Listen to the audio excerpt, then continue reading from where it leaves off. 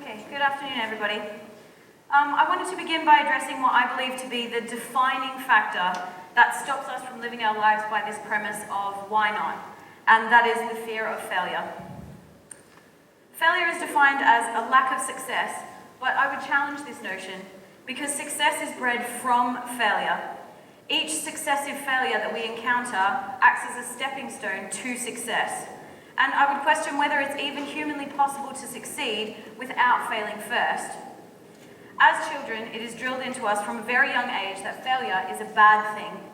There are many negative connotations attached to the word, and failed your exams? Well, you're clearly not going to do anything with your life.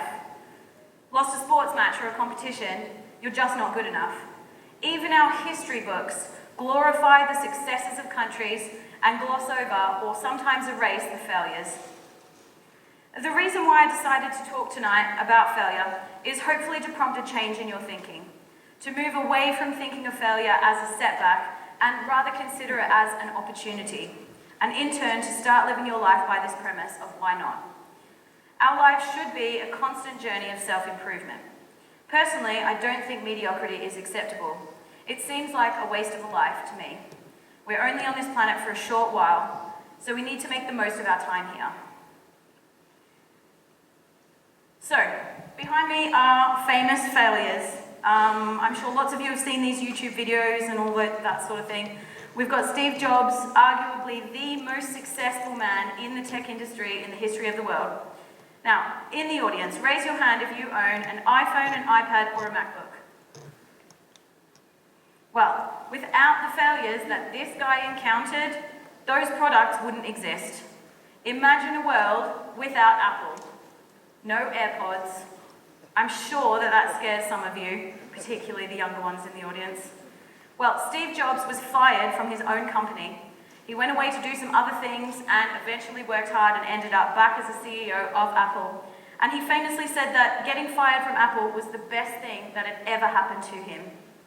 And so enters the idea of a silver lining. And for me, this is one of my favorite phrases actually, because when something bad happens to us, it's important to see the positives and to think of what is the silver lining.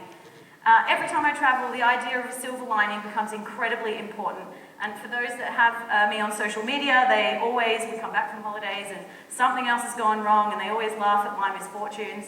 I didn't miss my train stop. I just took the scenic route to Lagos in Portugal. Several hours in the wrong direction, yes.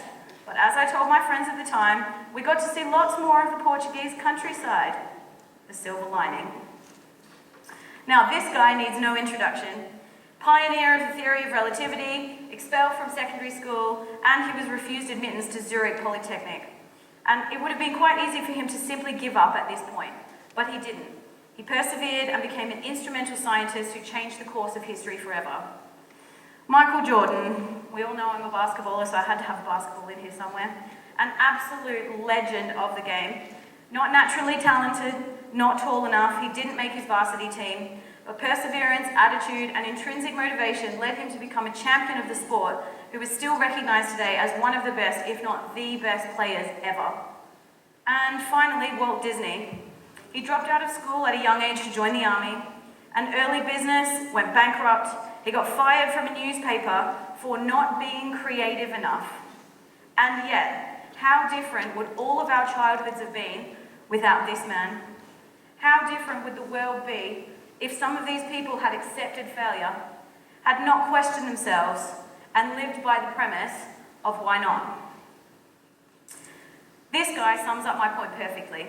He was told he was too stupid to learn anything by his teachers, fired from his first 2 jobs, and made 1,000 unsuccessful attempts at inventing the light bulb.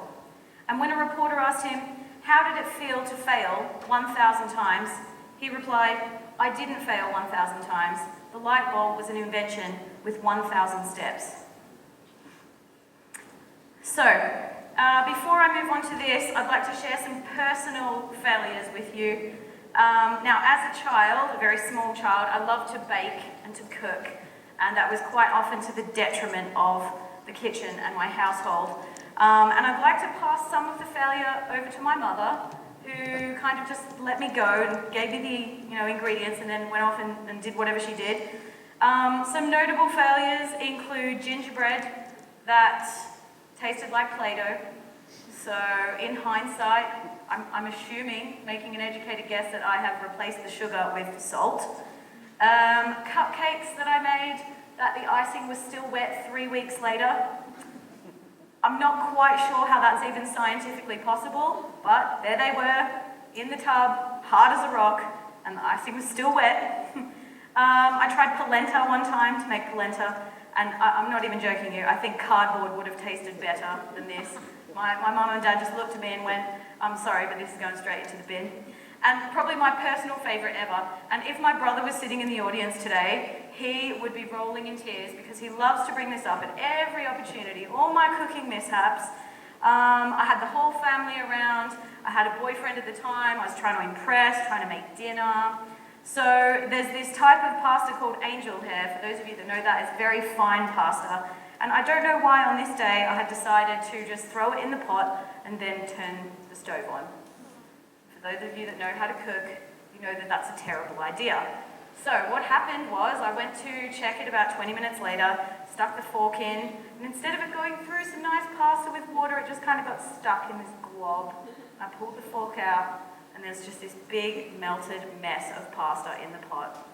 So the long and short of that story is, the pasta failed, the chicken that I was cooking then burned at the same time, I had to recook the pasta, so we had burnt chicken, undercooked pasta. It was the worst meal of my life. But the point of all of this is that at that moment in time, I didn't just stop cooking. After all these successive failures as a kid, I didn't just give up and say, well, I'm never cooking again. You learn from that mistake and then you move on. So I have a challenge for you for 2019, and that is to start living your life by this phrase, why not? Rather than being held back by your fear of failure, get out of your comfort zone and try something new. Why not go for that promotion? Why not make friends with the new student or have a conversation with someone at the grocery store?